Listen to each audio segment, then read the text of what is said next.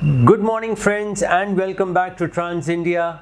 Real people, real emotions. First of all, let me share some good news with our viewers. Transtopics, which is our flagship magazine, completed 59 years earlier this week. Transtopics is the only weekly magazine in the country that caters to the logistics and commercial vehicle industry with special focus on road transport. You can get a copy of the 59th anniversary issue from the link given in the description column. Meanwhile, in Trans India this week, we will be talking to a very young and an inspirational transporter. This youngster took his company from 100 crores to over 1200 crores in a span of 17 years. We will be talking to Praveen Somani from Inland World Logistics, the youngster who has taken his family-run business from a typical transport company to a world-class logistics service provider. Praveen is one of the very few youngsters in the industry who has a passion for reading. His list of accomplishments is very long, but much longer is the list of books that Praveen has read, which caters not only to logistics but to many other subjects. This avid reader has many educational accolades under his belt, and here are a few of them. Disruptive Strategy 2020, Harvard Business Online, Harvard School of Business, Management in Global Business, Thunderbird, the Global Institute of International Marketing, Arizona State University, Arizona, USA. BCom in Marketing from Bond University, Gold Coast, Australia. Logistics Management Development Program, IIM Ahmedabad. Master of Business, BCI India. Master of Sales, BCI India. And this is not even the complete list. Praveen has a rich experience of over 17 years in this industry, and during the process, he has diversified his company to many other businesses. However, in our interaction today, we will stick to logistics and how Praveen has transformed Inland World Logistics. Coming up after this very short break, our interaction with Praveen Somani from Inland World Logistics. You are watching Trans India, real people, real emotions. Mahindra ये guarantee देते हैं कि उनका Blazo x सबसे ज्यादा mileage देता है, वरना कर दीजिए ट्रक वापस। सॉरी अजय, महिंद्रा फ्यूरियो है। एक्शन। महिंद्रा गारंटी देते हैं कि उनका फ्यूरियो सबसे ज्यादा माइलेज देता है, नहीं तो एक्चुअली जयो, महिंद्रा जयो है, थोड़ा चेंज है। And action. महिंद्रा ये गारंटी देते हैं कि उनका जियो सबसे चल क्या रहा है यहाँ पे? मैम, ये चारों ट्रक ज्यादा माइलेज देते हैं, चारों। तो ऐसा बोलो ना, ब्लेजो एक्स, फ्यूरियो, फ्यूरियो 7 और जयो। महिंद्रा के ये सभी ट्रक्स देते हैं सबसे ज्यादा माइलेज की गारंटी, नहीं तो कर दीजिए इन्हें वापस। महिंद्रा, देश की सबसे ज्यादा माइलेज देने वाली truck range.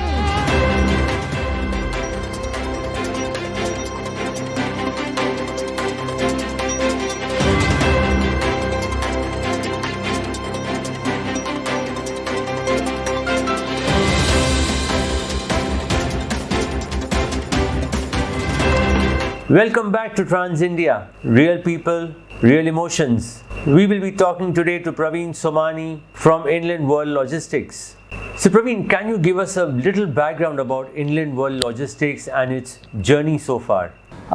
Just to introduce Girish, though quite a long time we chatted, but Inland has been there in this industry for more than 4 decades now. And like any other company, we have also gone through a complete transition from what we were earlier, and it's been continuously more proactive and adaptive in terms of new technology, more dynamic to customer needs.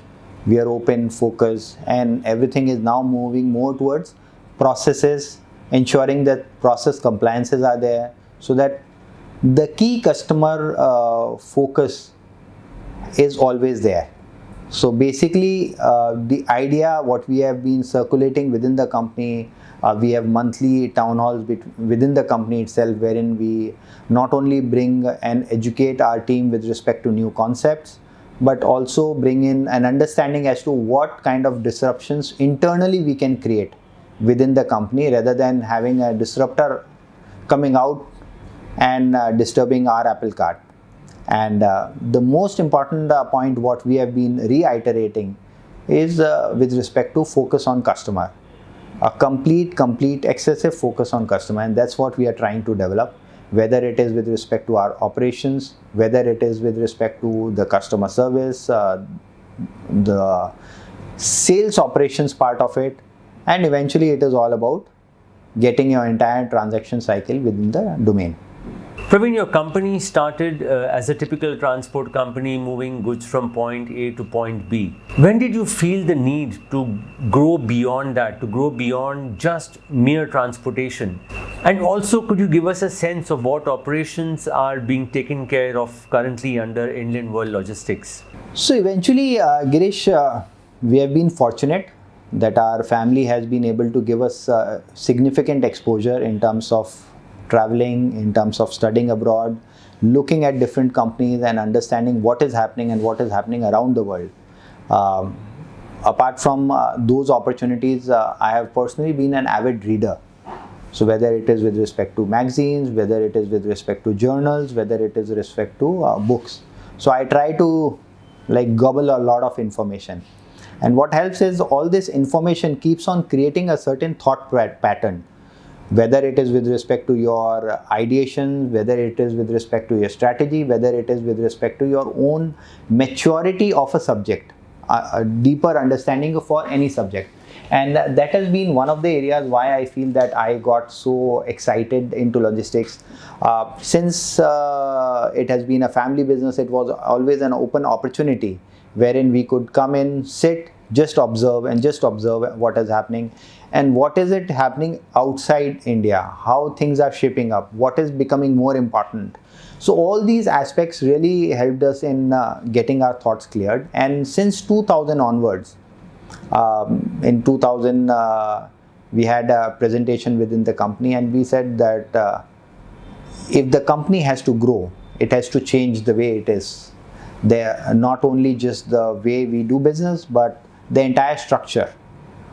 You can say the company has to be more, in 2000 itself, we thought that company has to create a digital management system rather than just becoming a data centric, because earlier our entire software systems were also used to be like a data gobbler. Data in, that's it, no out, except a few basic reports which used to come in. And we said that if we are not going to change, we'll become one of the fringe players of the industry. And since 2000, that's one point wherein we have been continuously holding quarterly, annual meetings with our teams, dividing in, slicing, cross-slicing, all that part has been happening. And since then, we have been adding portfolios, we have been adding products. So we started with the FTLs, then post our FTLs, then we started doing the bulk movements. From bulk movements, we got into project logistics.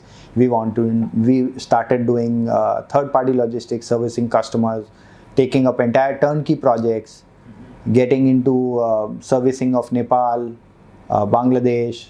Now we do a good volume movement on rail and private container trains. We also do coastal shipping. And we have recently started even movements with the barges to Bangladesh. So we have exclusive barges which are operating for us on Bangladesh route. Similarly, we have exclusive trains operating for Nepal.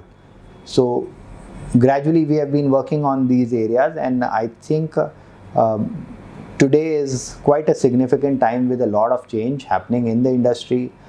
Customers are open to new logistics needs and thought processes. And that's where we feel that all the companies, it's a large market and a lot of companies can really progress together. And all the companies, if we start working in this direction, I'm sure we can all see a very different kind of logistics environment in the country.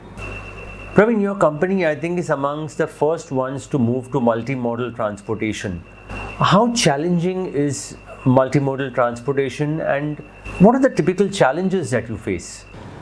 So Girish, it's an interesting question. If you look at when we started transportation, it was a plain vanilla kind of a service. Not much of, you can say, cross-functional knowledge was required. But as you start graduating into a multimodal, there's a lot of cross-functional, you can say, thought processes, understanding which is required.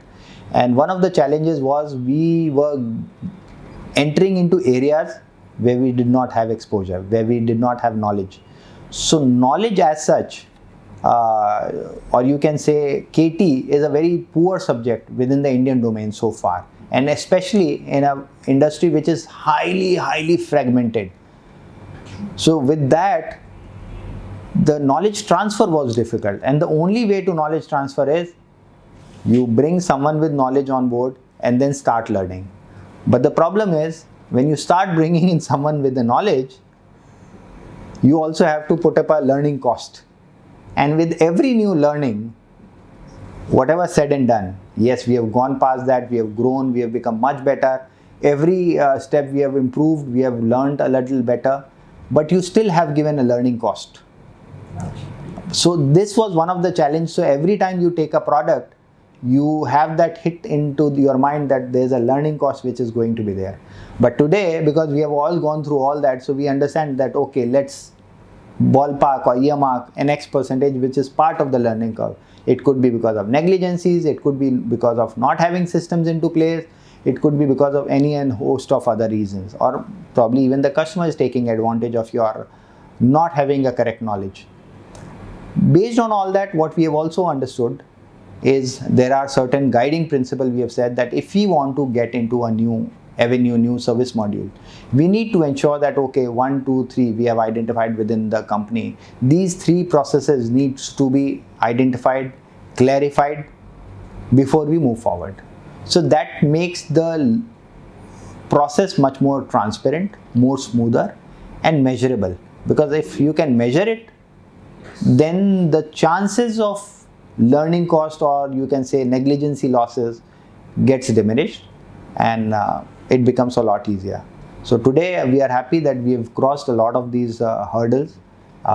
We take all those hurdles as our learning and we move forward. Praveen, you have been part of this industry for almost 2 decades now. What significant changes have you seen in this industry over the years? So yes, it's almost 20 years in this industry. So one of that was, we can all see that there's a generation change, or you can say successions happening in most of the companies. The young generation has been taking up, the elder generation has been giving room, creating space. So that is one of the bigger changes. And what happens is, with every generation change, there's a lot of new thoughts, new ideas which comes into the marketplace. And if you look at what I feel, bringing in digital, accepting digital, becoming more aligned with respect to, so we all need to understand that, okay, transportation, logistics, all that is going to be there, but without data nothing is working. So we are kind of into an area wherein we say that earlier we used to be a transporter, today we are an IT company working into logistics. Okay. So there's a marked change, I would say, a significant move from where we were. We analyze data, we work on customer data, what is the volume we have seen in the past few months, what are the period of volumes, how we can analyze, what kind of vehicle placements can be done, why we have not got a volume in this time, where are we missing, is there a customer failure, how we can align the key accounts or my customer relations teams to continuously reach out to them that, okay, this is the season where you are supposed to put a high, you can say, demand. The forecasting module gives me a high demand, but I'm not getting that result. Where are we missing? So we are trying to understand all these minute data, which earlier we never used to think of. Earlier it was, ठीक है, धंधा आ रहा है, कर रहे हो, काम चल रहा है, everything is working. But now things are changing into a lot more being specific. Earlier I remember when we entered, so that was a basic assumption. या ट्रांसपोर्ट में झूठ बोलते हैं सब. That was a pure basic assumption. I will say a lot of it has changed with new technologies, whether it is tracking devices, whether it is GPS devices. So a lot of information is correct. Because of transporters or logistic companies not getting correct information, timely information from broker, उनके पास driver से नहीं आता था. This was an entire vicious cycle. तो उनकी information wrong, उसने गलत दी, उसकी गलत हुई, आपके पास गलत है, आपके पास गलत है, आपने भी गलत दे दी. Eventually for a customer it was a false statement. He or she was not getting satisfied. But today that scenario has changed. I would say 60% information is very correct to the tune, and the balance 40 is now everyone's trying to adopt technologies. So I'm just saying from an industry average perspective, I would say 60% correct information is available. Whether you use data of FASTags, whether you use data of SIM tracking or a GPS vehicles, so even mobiles, all that is available. So there's a marked change between what we were earlier and what has been today, and there's going to be a significant high change in the coming futures. Driven by IT? IT, yes, but not alone IT. Okay. The IT along with understanding of the data. Tomorrow, the idea is all the larger companies, they should now start focusing on from the perspective that how we can become logistic consultants and not just logistic service providers. How we can ensure that we are talking about solving a customer's pain point and not just trying to service a customer's goods and materials. So that's what I said. It can only happen when every other company starts becoming very specialized customer focus. You can say customer, in Amazon's language, if you say, it's like customer obsessiveness. So that's what every other player in the industry has to work on. Praveen, this industry has made a lot of advancements in technology, and as you said, many companies are now looking beyond customer satisfaction. They want to offer much more.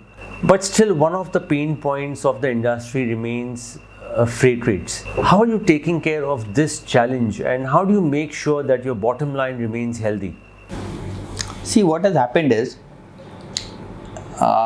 over the years, when I said we started working on IT, we started analyzing the data, and we worked on that area that okay, सब काम करते हैं. There are 3 sets of costs.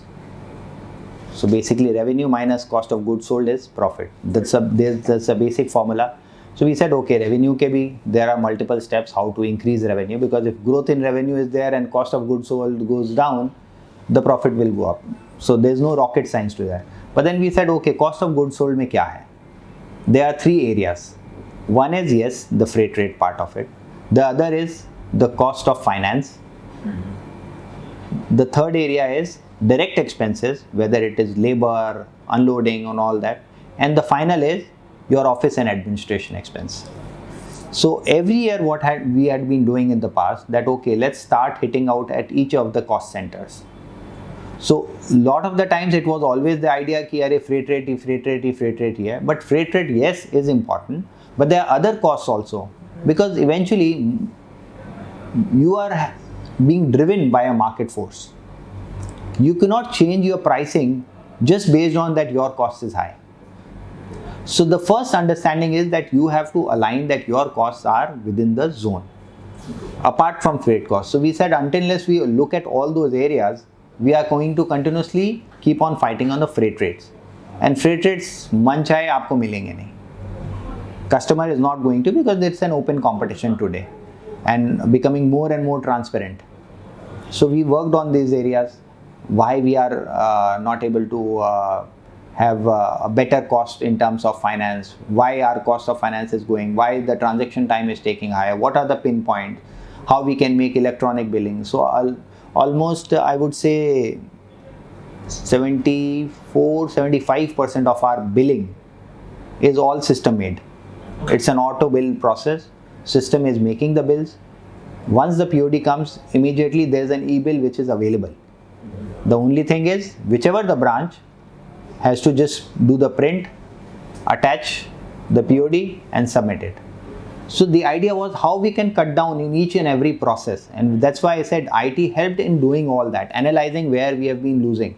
So it's not that we have won the game, it's a continuous exercise, but we have been able to significantly reduce the number of days, that means the cost here. Similarly, all these costs. However, we also understood even that time that freight costs are going to be a significant factor. And the only way is how you are able to build relationship with the fleet owners. That's the continuous process. Apart from that, how we are able to bring up and down volumes. If a fleet owner is able to get a better, you can say, movement of vehicles because of finding better loads, it becomes a lot easier.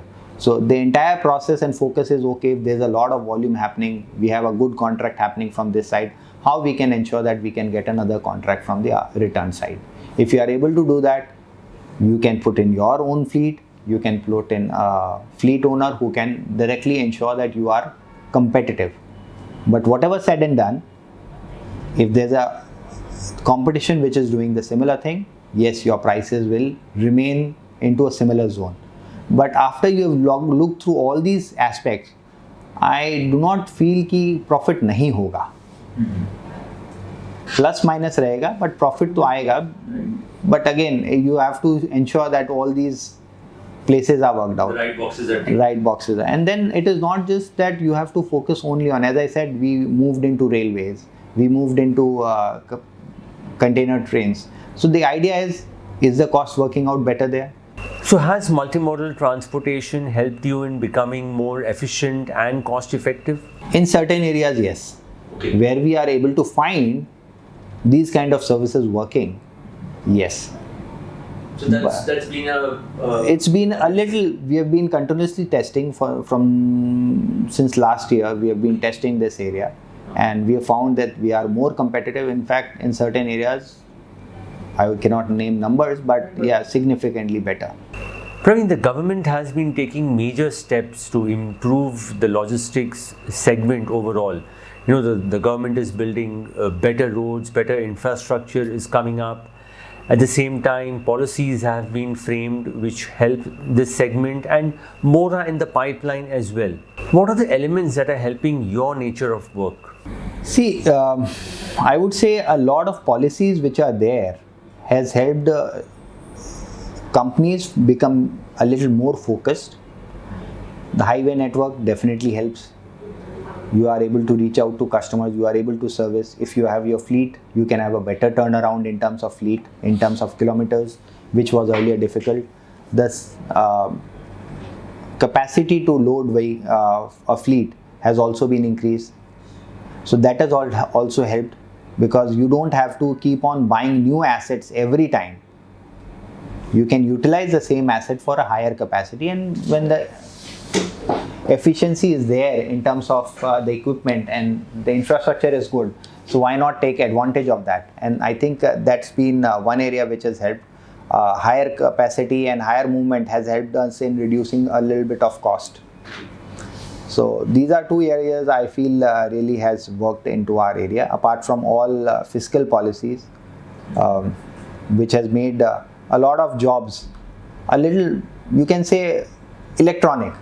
So I don't have to put in or depute a manpower. Right. So we have to look at, because manpower in earlier times there was at a very lower cost, but today the cost of manpower has gone up because I feel there is a skill paucity in India.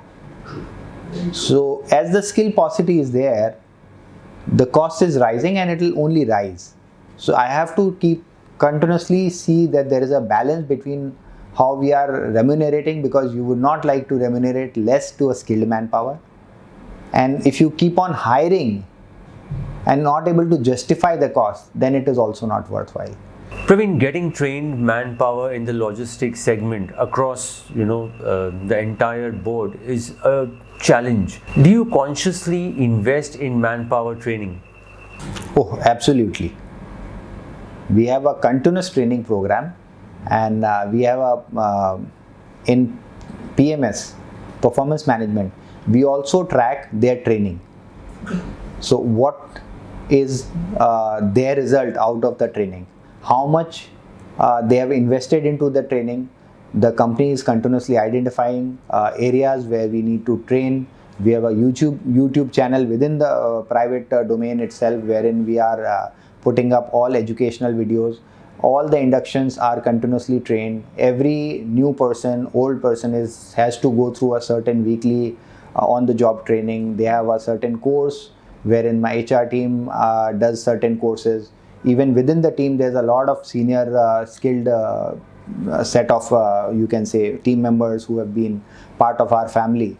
So we are bringing them in terms of imparting their understanding, their knowledge. That sharing is being done. We are also bringing in outside knowledge resource for doing that. So I feel training is going to be the only differentiator for skilled manpower. Okay. If you have to have skilled manpower, and which you need to service your customer, so without training you cannot. And continuously we are hiring MBAs, graduates, under management trainees. They are being groomed for 3 months. Continuously training is happening for 3 months, and then we keep on placing them into reasonable positions wherever we feel that okay, they will fit into that environment. Praveen, the next big buzz in the logistics segment is warehousing. Though it has been growing pretty fast in the last few years, we anticipate more growth, and of course GST has helped warehousing in a big way.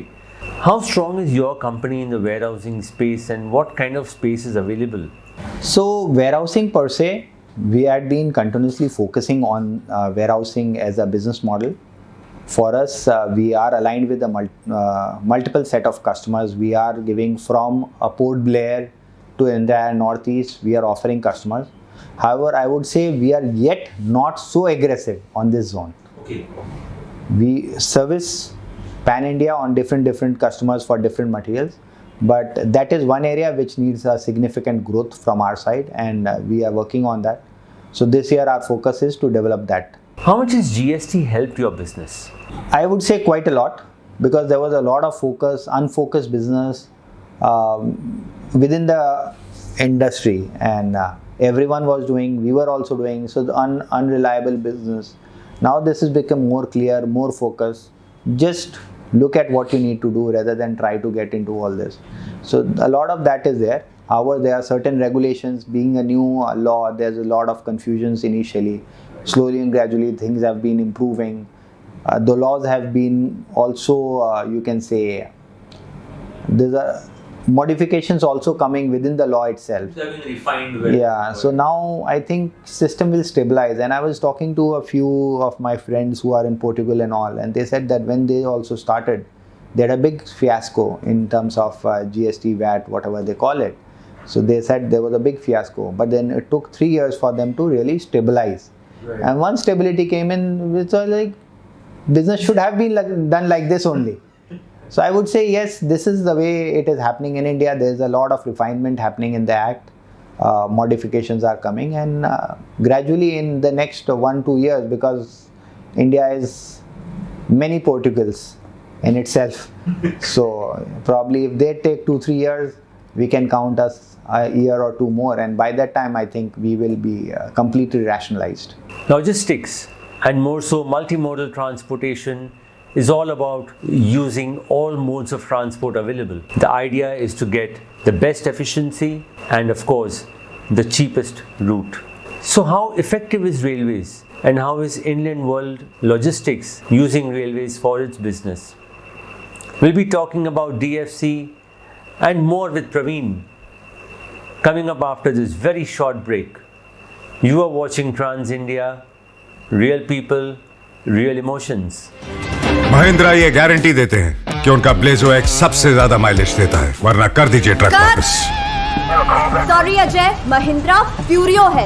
Action. Mahindra guarantee देते हैं कि उनका फ्यूरियो सबसे ज्यादा mileage देता है, नहीं तो एक्चुअली जयो, महिंद्रा जयो है, थोड़ा चेंज है। And action. महिंद्रा ये गारंटी देते हैं कि उनका जियो सबसे चल क्या रहा है यहाँ पे?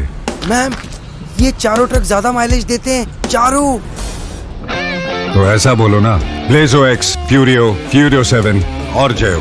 महिंद्रा के ये सभी ट्रक्स देते हैं सबसे ज्यादा माइलेज की गारंटी, नहीं तो कर दीजिए इन्हें वापस। महिंद्रा, देश की सबसे ज्यादा माइलेज देने वाली truck range.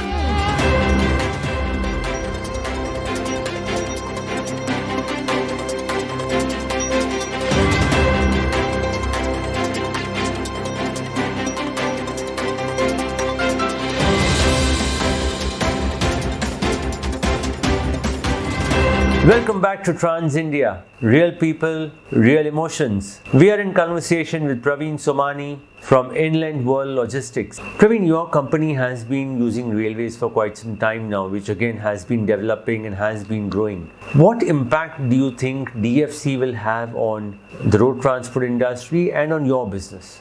So I've been attending meeting with the DFC team as well, and we are fortunate that we are invited into those meetings. We have been offered certain solutions in the DFC as well, and what I feel is the speed to service that is going to definitely increase. There's going to be good competition between a road and the railway network. However, there's still a little bit of, you can say, a glitch in terms of coordination between an IRC and a DFC, and IRC and DFC at a Concur. So there's still a little bit of deviations. However, as I said, any macro level policy or any macro level project takes a little bit stability time. But eventually, there is going to be certain businesses, the large volume businesses, which are going to shift to DFC. Yet, as we all can see, there's been a prevalent retail buying happening in the e-commerce area, and because of that, there's also going to be a good volume uptake in the road transport, road network. So yes, there'll be good competition happening between all. Certain road business will shift to DFC because the DFC is now talking about 11 hours, 16 hours of service time. So definitely, but I would say eventually it will all going to become complementaries. Probably a truck might be traveling on a DFC network to reach the location, and the end mile has to be always through a truck. Absolutely. Basically a road. So eventually there will be a culmination point in junction wherein we will all become complementaries to each other, then become a competition. Praveen, what changes would you like to see in the transport industry on two counts? One is the policies from government, and secondly, within the industry, what changes are required here? So I would say, I will just answer one by one. With respect to the government, I feel that there is a significant push which has been happening. However, there's one area which I feel the government can look at is the fuel pricing, how we can bring it under the GST cover itself, because right now logistics industry loses certain revenues because of the fuel not being part of the GST, and everyone has to be in RCM. To a certain customers we are offering RCM, to a certain customer we are offering FCM. Certain services we are under the 5%, certain in the 12% category, because of multimodal comes in the 18% category, certain in 12%. So for me as an operator who is operating or providing multiple services, there's a Herculean task into that. So if we are able to rationalize this, it will make my task easier, it will make it easier for me to also communicate to the customer easier. And if fuel pricing comes in, I will say, why will I stay in a 5% category? Then eventually, why should I not go into a 12%? So the government can look at that, okay, once a fuel price is there, why not create a category which is purely 12%? Logistics straight away stays in the 12% category. I think otherwise, highway network, other infrastructure, whether the infrastructure related issues is being handled very beautifully. The other significant part is the toll expenses, which is also increasing. How we can create a cap onto that, these are the two areas I feel that the government can really look at from my perspective, and it will create a lot of ease in doing logistics businesses. With respect to industry, I would say that yes, as I've been speaking in my entire communication, digitization has to stay and disruption is going to come in. So whether we create internal disruptions or we will all have to face the heat of the disruption. So this is going to be there. We all need to learn. At times what happens is we start competing each other. All the larger ones also, we start competing each other, and competition is good. But if we are also able to create knowledge sharing platform between each other, that is, I think, is going to be a great phenomena. That should help.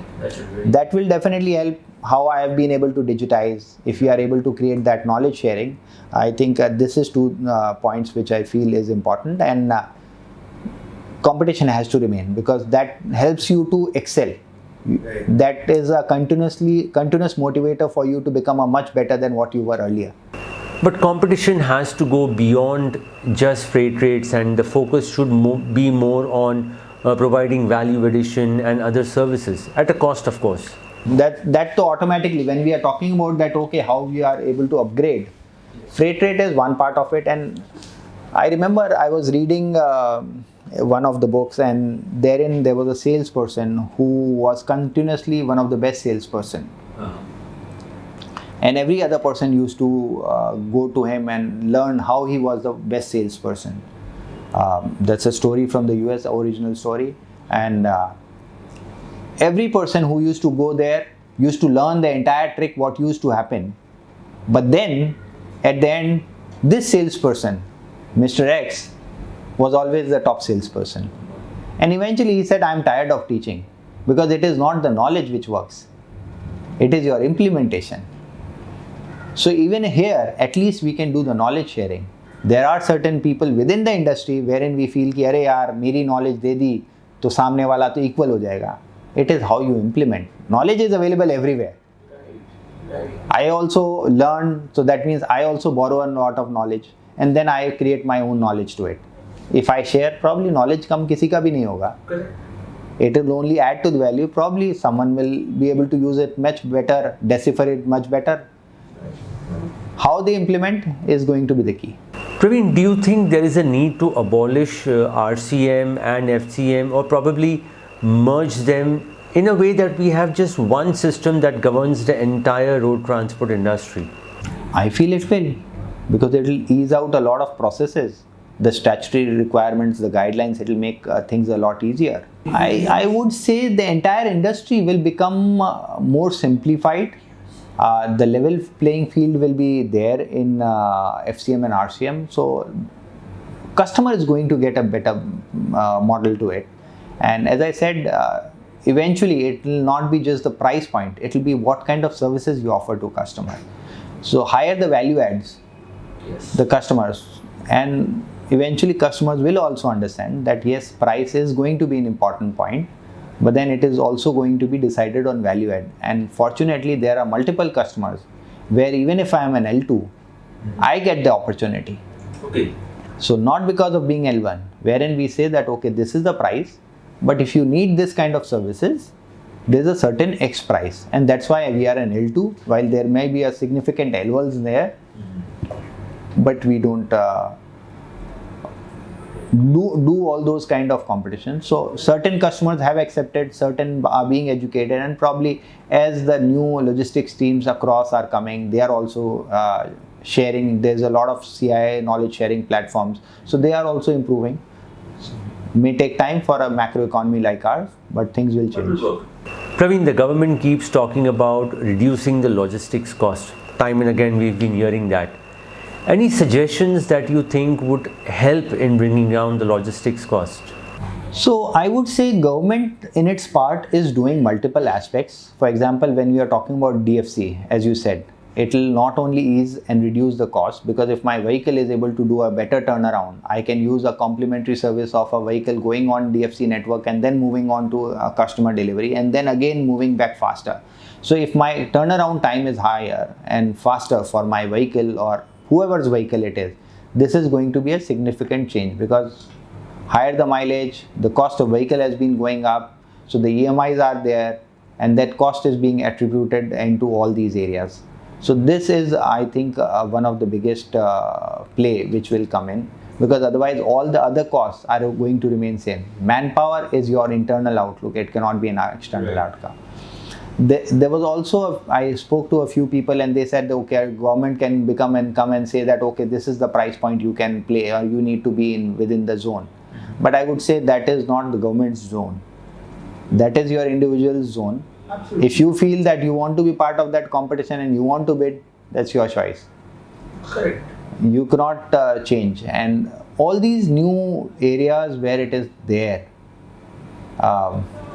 in terms of infrastructure, the role of government is that, and that is the only way they can reduce the logistic cost. You cannot completely move away the distance of Calcutta to, let's say, a Bombay or a Bombay to Delhi, the distance is going to remain the same. The ways and means to reduce is going to there, and once they are able to offer similar infrastructure for industrial parks or industrial facilities, so the logistic cost will come down. Industry operating at Gandhidham and moving around pan India doesn't make any logical sense. But they have to do at times because they are not able to get a right kind of industrial policy, industrial environment, skilled manpower in that area, and that's why they have to continuously use road haulages, which will automatically become much better, and that's the way we can look at reducing. Otherwise, the multimodal, the coastal, inland waterways, all these once become converged, the integration has to happen beautifully, but the government is working. It is going to take some time, and private logistics players also have been adapting themselves. So whether it is incumbent companies like ours, or there are new players who are able to find the gaps, find the opportunities, and they have become disruptors for the market, and that will always remain. Praveen, how do you see the future of the logistics segment, and what would be the drivers of growth? I would say, Girish, logistics today, what we talk about just India, we can continuously look at in terms of how the global play is happening. There's a good volume of production coming to India, and I feel industrialization has to increase in India, and it is going to increase definitely. It is going to become more export oriented, so automatically logistics, it will not be just logistics in India, but it will become more globalized in terms of offerings. So that way I feel there's going to be a good connect. A lot of movements now. Indian companies are, as there'll be a good production happening in India, Indian companies are going to talk about that, okay, we'll pick up the entire raw material and we'll do the entire shipping. So it is not just the domestic cargo movement, it will be taking the entire cherry pick of the entire volume of movement. So definitely there is a good business opportunity for the Indian logistic companies, and I feel this is only going to increase in terms of play. And how is Inland World Logistics preparing to take on these opportunities? We are continuously working. We are focusing on developing in-house resources for all these areas. So as I said, for me, inland, we have been working on areas. We have been continuously developing internal resources to ensure that we are there. We have been working on our vision documents till 2030. So there's a lot of planning, a lot of homework. There's a vision team which is working there.